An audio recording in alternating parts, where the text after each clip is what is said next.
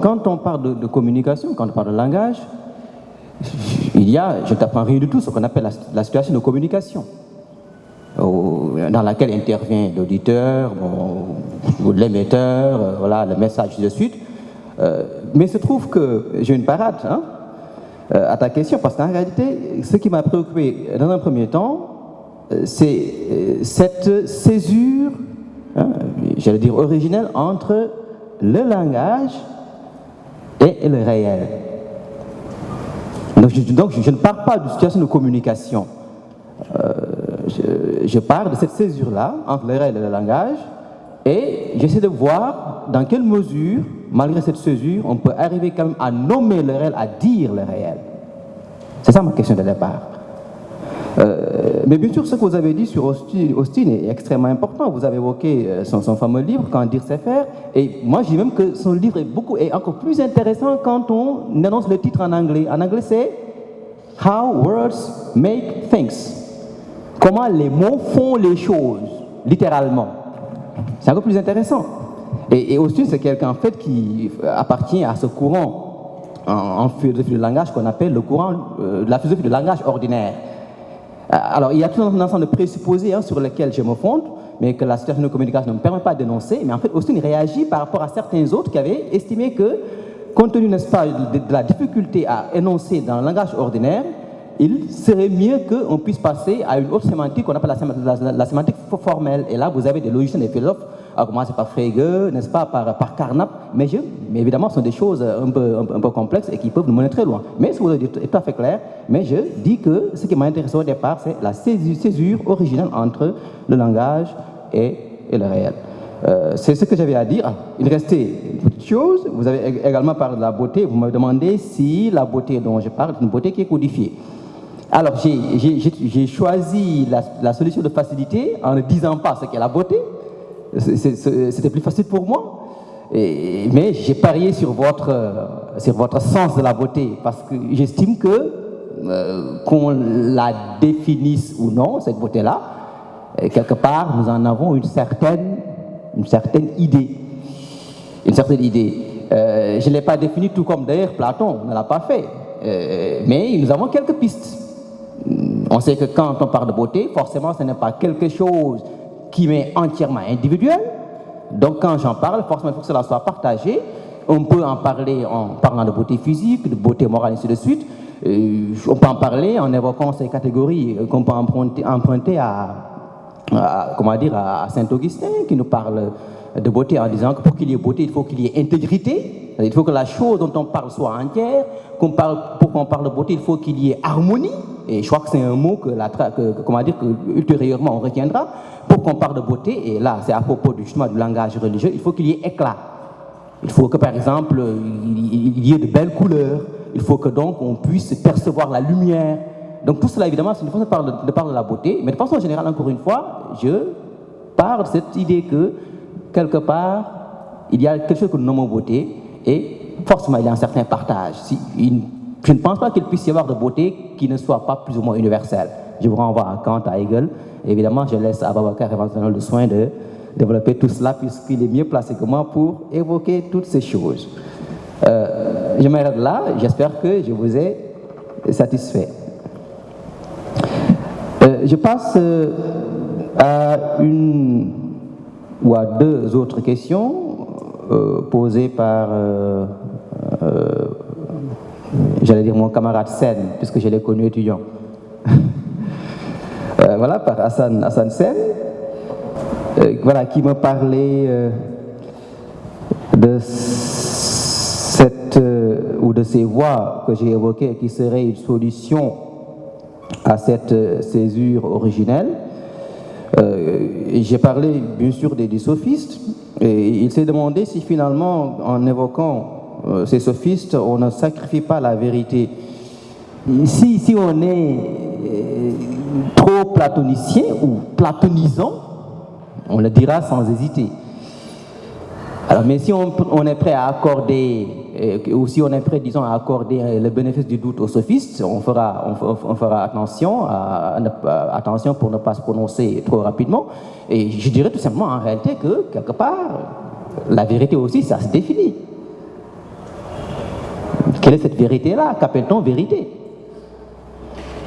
Et on peut dire les choses ici, la relier à autre chose, cette vérité-là, au réel par exemple. On peut donc ici parler de relativité de la vérité, mais dans un sens positif.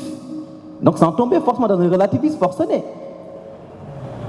Et je ne pense pas, je crois que depuis un certain temps, un certain nombre d'auteurs ont montré cela. Je ne pense pas que les sophistes méritent ce surnom, voilà, qu'on leur affuble. Je ne pense pas du tout. Je ne pense pas qu'ils soient des menteurs, sincèrement. Ce sont des gens qui ont compris à quel point dans le rapport avec le réel, on en revient toujours au rapport entre l'homme et lui-même.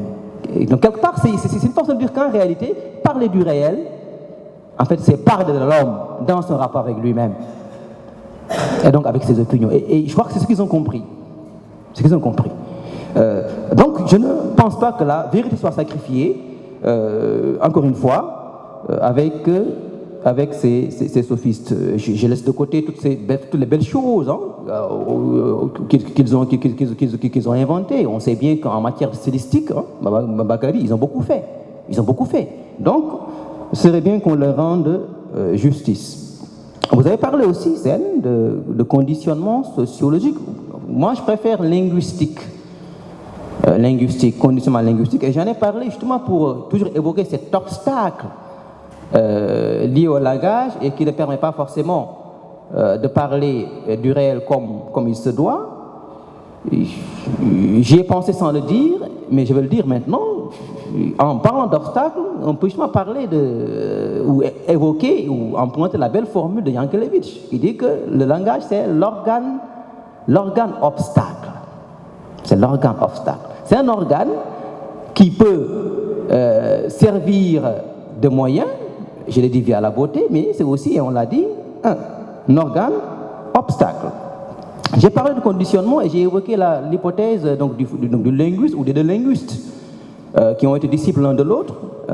Donc l'hypothèse qu'on appelle l'hypothèse Sapir-Whorf, selon laquelle, en amont, nous avons déjà tout un univers langagier qui est construit, qui est préconstruit et qui nous sert de grille de lecture. On peut ne pas être obligé de poser la thèse en entier, mais je crois qu'il y a de la vérité dans ce qu'ils disent. Je ne pense pas, et je crois que je rejoins un peu de ce point de vue-là, ce que disait donc notre collègue, je ne pense pas que l'Africain qui parle, donc qui a grandi en Afrique, puisse parler à partir d'une même instance que celle qui a été élevée au Japon ou au Guatemala. Je ne pense pas. Donc de ce point de vue-là, encore une fois, je maintiens mon hypothèse et je crois qu'elle est tout à fait crédible. Alors j'en viens au tonton, puisqu'il est tonton de Babacar, il est aussi mon tonton, forcément. Monsieur Sen, merci pour les questions. Alors, vous avez parlé de description et d'interprétation. Vous semblez vous accorder avec moi sur le fait que quand il s'agit de décrire le réel, le langage échoue, ou peut échouer en tout cas. Et finalement, vous semblez proposer une alternative qui consisterait à parler non pas de description, mais d'interprétation. Vous m'arrêtez si je ne comprends pas ce que vous dites ou si je rends mal ce que vous avez posé comme question. Alors, quelle est la réponse? La réponse, je la vois dans votre deuxième question. Puisque dans le second temps, vous avez parlé de conception, vous avez parlé de concevoir. Et je pense que justement, il faut connecter, pour être à la page, il faut connecter ces deux termes-là, interpréter et concevoir. C'est mon avis. Et si on avait eu assez de temps, j'aurais pu parler de cette autre position par laquelle on s'oppose au réalisme. On est toujours en épistémologie et en sciences, et qu'on appelle l'antiréalisme. Il y a tout un courant épistémologique dont les tenants nous disent que la meilleure chose à faire pour surmonter en fait l'obstacle, c'est de concevoir le langage, et en particulier le langage scientifique, non pas comme ce qui nous permet de dire le réel, de le décrire, mais comme un outil nous permettant justement d'interpréter ce réel-là. Voilà. Et l'idée étant que finalement, on en revient toujours à cette posture de l'homme face au monde, mais qui est une posture visant à comprendre. Il faut donc comprendre, et pour comprendre, il faut concevoir. Il faut donc finalement s'emparer de la chose éventuellement, mais, disons, la modeler à son image. Et c'est heureux que vous reveniez, que vous puissiez revenir sur justement les discours religieux. Et là aussi, il y a tout un courant d'interprétation qui tend à dire qu'en réalité, la façon dont il faut surmonter cet obstacle qui est donc le réel, c'est finalement de le mettre de côté, ou en tous les cas, d'en faire une fiction. Que finalement la réalité, ce n'est pas la réalité brute, mais c'est toute cette symbolique, toute cette conception, je reprends votre mot, c'est finalement toute cette théorisation, pour parler plus scientifiquement, que nous entreprenons et qui nous permet en réalité de parler sur le mode de la fiction. Que donc finalement, le langage, tout langage revient à une fiction. Et évidemment, si on dit les choses de cette façon-là, ça veut dire qu'on reprend du pouvoir par rapport au réel. Donc on reprend la main sur le réel. Mais je vais terminer avec un bémol. Et je me demande si une position antiréaliste extrême ne va pas à l'encontre du réel, ne va pas à l'encontre des choses. Quelqu'un qui se dit que finalement le langage n'est qu'un outil qui nous permet d'interpréter et qui se permet donc de ne pas tenir compte du réel, ne court-il pas à sa perte? Si je sors aujourd'hui ou tout à l'heure de la salle en me disant que de toute façon le réel n'existe pas et que donc tout est question de conception et que je heurte un poteau électrique et que je me casse la tête, alors on me dira quoi? Est-ce que je pourrais me dire oui, mais ce poteau-là n'existe pas? Mais s'il existe, puisqu'il m'a cassé la tête. Donc, mais le débat est ouvert depuis longtemps et il n'est pas clos. Il n'est pas clos, mais bien sûr, je n'ai pas l'intention de le clore non plus. Et je vais m'arrêter là. Merci beaucoup. Quand on parle de... Spivak l'a très bien compris en fait. Il transpose Foucault, la philosophie foucauldienne. L'idée, elle est toute simple en fait. Quand vous êtes à la périphérie, dans les théories postcoloniales, la femme est à la périphérie de la périphérie. Vous savez pourquoi? La situation d'énonciation de sa parole dépend de la société traditionnelle dans laquelle il vit. Elle vit, autant pour moi. Donc cela veut dire quoi? Que l'homme qui déjà avait la parole, puisque on suppose que nous vivons dans une société phallocratique, gérontocratique, a déjà la parole. La femme ne l'avait pas. Donc doublement, elle est à la périphérie de la périphérie. Donc cette situation, Spivak l'a compris. Et du coup, elle transpose la philosophie foucauldienne en ceci, en disant qu'au fond, le miroir tendu par l'homme doit être brisé. C'est que l'homme ne doit pas être le miroir de la femme quand elle prend la parole, au sens où elle veut se libérer. Donc, de toute façon, la parole qu'elle devra prendre devra être une parole inventée, de la création. Autrement dit, elle n'est pas là pour dire l'homme est là, je vais le détrôner, certes l'espace public. Et c'est pourquoi il y a des romans qui peuvent recouper ce que je dis là. Vous savez, la Grande Royale, dans l'Aventure ambiguë, dit nettement, en fait, transfigure nettement les choses. Elle est forte, elle a la parole, mais elle ne parle qu'entre quatre murs, avec le tierno. Mais sa parole est puissante. Ce que les femmes, les subaltern studies doivent faire ici en Afrique, c'est de reprendre en compte cette situation socio-culturelle et de prendre cette parole-là et de voir dans quelle mesure elles peuvent la transposer en ne se substituant pas à la parole de l'homme. Je ne sais pas si vous avez compris. Au fond, il y a deux paroles concomitantes qui doivent coexister. Très bien. Et du coup, la femme, sous ce rapport-là, et Spivak l'a compris, et la théorie et théorise cela, donc sous ce rapport-là, ce n'est pas un combat pour le féminin, c'est plutôt un combat positif pour moi. Parce que se perdre signifie quoi pour la femme aujourd'hui? C'est de se lancer dans ce débat stérile qui consiste à dire là où l'homme s'assoit, je dois m'asseoir là-bas. C'est pas ça au fond. c'est de dire l'homme est là, j'ai mon pouvoir à moi et je le confisque, je le reprends en fait, je reprends mon pouvoir et je le transporte dans l'espace public. Non pas en me substituant au pouvoir que l'homme a déjà établi, mais en créant un pouvoir qui me permet moi-même d'exister en tant que femme. Voilà, en tant que femme, tout simplement. Je voudrais approfondir par rapport à la vérité, à la relation qui existe entre la vérité, le beau et la réalité. Parce que tout à l'heure, nous avons parlé du langage, voilà, qui permet en tout cas de nous faire parvenir au beau. Mais le problème, c'est que parfois nous ne faisons pas attention à nos paroles.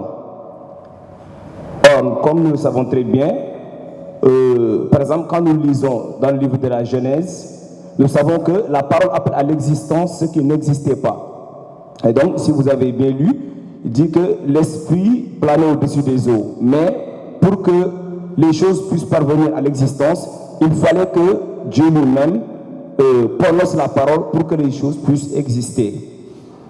Et donc, en m'apprésentant également sur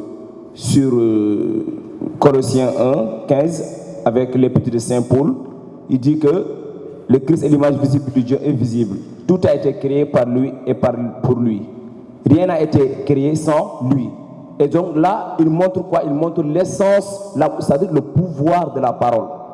Et je pense que Heidegger même en a parlé quand il nous dit quoi? Quand il nous dit que voilà, la parole doit montrer l'étendité de l'étang, c'est-à-dire l'essence des choses. Ce n'est pas les objets en quelque sorte, ou bien la réalité qu'elle montre, mais ce que la parole montre, c'est l'essence des choses. Et Edith Branquet même nous dira que la parole montre, la parole dit quelque chose. Donc, ce que nous devons comprendre, c'est que nous devons, en tout cas, prendre conscience de ce que nous disons. Et Heidegger même nous recommande, en tout cas, de prendre au sérieux, par exemple, les paroles que nous faisons ressortir de nos bouches, parce que cette parole a une valeur. Elle a une valeur. Et si vous voyez, par exemple, si nous avons remarqué que, par exemple, ce qui se passe dans le monde, que ce soit les guerres, que ce soit les divisions, tout cela est causé par la parole. Parce que parfois, nous ne donnons pas une importance basique à la parole. Donc, la parole en question ne montre pas la réalité, les objets ou bien la réalité, mais ce qui sous-tend les objets, c'est-à-dire l'essence des choses. Merci beaucoup. Et je présente mes excuses pour vouloir faire une contribution sur la communication du professeur Abdoulaye Ba, concernant surtout les sophistes. Et je salue d'abord cette brillante idée lorsque vous faites appel aux éditeurs pour qu'ils puissent se départir de leur platonisme pour mieux comprendre les sophistes. Parce que vous avez parfaitement raison. La tradition philosophique qui est héritière de Platon et d'Aristote, qui représente en quelque sorte l'ossature de la métaphysique occidentale, a présenté les sophistes sous une mauvaise étoile. Et pourtant, tout ce que dit Platon sur les sophistes, comme l'a dit aussi le professeur Babacar Mbaye Diop, n'est pas toujours fondé. Les sophistes, nous les connaissons par les philosophes qui les refutent. Donc, c'est problématique quand même de pouvoir trouver une certaine objectivité quant à ce que dit Platon sur les sophistes. Prenons par exemple l'exemple du discours et de la vérité. Cette saisie dont vous parlez. Si l'on prend par exemple le cas de Gorgias, quand il fait une critique de l'ontologie parménidienne, Parménide, le père de l'ontologie, Parménide disait que l'être est et le non-être n'est pas. Et il identifiait l'être à la pensée. Gorgias va venir pour nous dire que la proposition logique de Parménide souffre d'un défaut. Parce que l'être, c'est le langage en quelque sorte qui donne à l'être son existence. Il y a un primat existentiel du discours sur l'être. C'est-à-dire cette idée selon laquelle la vérité c'est une adéquation du discours avec les choses, comme le dit Socrate, le Socrate du Cratyle de Platon, c'est une fausse idée. Le discours, il est là. L'être n'est pas un désala, un être désala que le discours vient pour dire. C'est le discours qui crée l'être. C'est un effet de langage. Et je pense que ce n'est pas arbitraire que le philosophe américain Austin, dans son ouvrage, quand dire se faire, moi je dirais que c'est un lointain héritier de Gorgias. Parce que lui aussi, il essaye de nous montrer en quelque sorte comment à travers le langage, le discours, le logos de Gorgias, l'être peut jaillir. Et je peux prendre un exemple patent qui nous concerne. Lorsque le rapport de la commission Vérité et Réconciliation en Afrique du Sud a été présenté à Desmond Tutu, dans son discours, il disait que le langage ne décrit pas la réalité. C'est en fait le langage qui crée la réalité. Pour dire que c'est à travers le langage que le dialogue pouvait être entrepris pour créer en quelque sorte le peuple arc-en-ciel, le Rainbow Peuple, pour mettre un terme à cette situation conflictuelle que connaissaient les Sud-Africains. Merci. Que nos hommes dans la salle soient tranquilles. Le but, lorsqu'on parle de la question de la confiscation de la parole, on ne parle pas d'occuper la place de quelqu'un. On parle de la démocratisation de la parole. On parle de la libération de la parole. Cela veut dire, j'occupe ma place, tu occupes ta place et ensemble on avance. Il ne s'agit pas, en me donnant la possibilité de prendre la parole, de t'empêcher de parler. Donc c'est déjà important de le dire. Il y a des constructions autour du discours. Et ce discours a pour but de donner sens et donc d'avoir un impact sur une communauté donnée. Et il faudrait que je cherche une série d'arguments, il faudrait que je cherche un cadre qui puisse correspondre à la cohérence de ce que je veux dire. Donc, lorsqu'au sein de là-bas, les hommes se réunissent et se disent « mais comment on va faire pour empêcher aux femmes de parler ?» ou aux petits, aux jeunes de parler, il faut qu'on trouve un moyen d'entendre. Disons d'emblée que ne peut parler que quelqu'un qui est âgé. Et ne peut parler que celui qui est âgé de sexe masculin. À partir de ce moment, je suis implicitement frappé d'interdiction.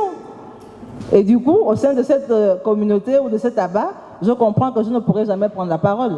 Or, il ne s'agit pas de ça. Il s'agit que l'on me permette de parler si j'ai quelque chose de crédible à dire, au même titre qu'on permettrait à toute personne voulant dire quelque chose de s'exprimer tout simplement.